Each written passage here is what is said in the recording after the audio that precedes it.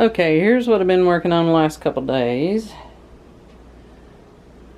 And I'm on to paint it white, and maybe that color will show through some crackle, I hope. And I don't have any furniture molds, so I'm having to use that little skeleton mirror for that shape down there that I put right here.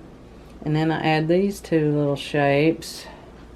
I put this one over the top of the edge of that, but I got it off of one of those fake tin ceiling tiles.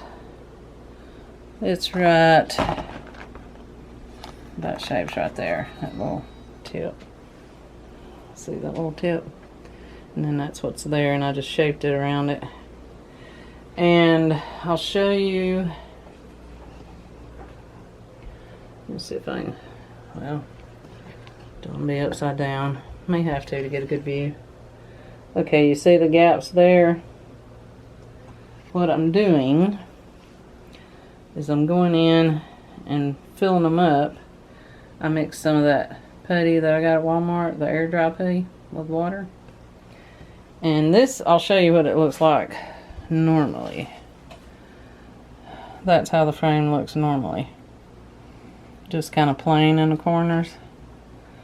So, see that corner I'm doing? And I got them, they're like $70 a piece. I got them at Kirkland's.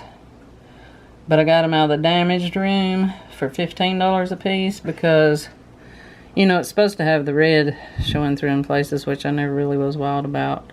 But it had these scratches. Like, here's a bad spot. If it'll show up. But I didn't care. I saved a lot of money.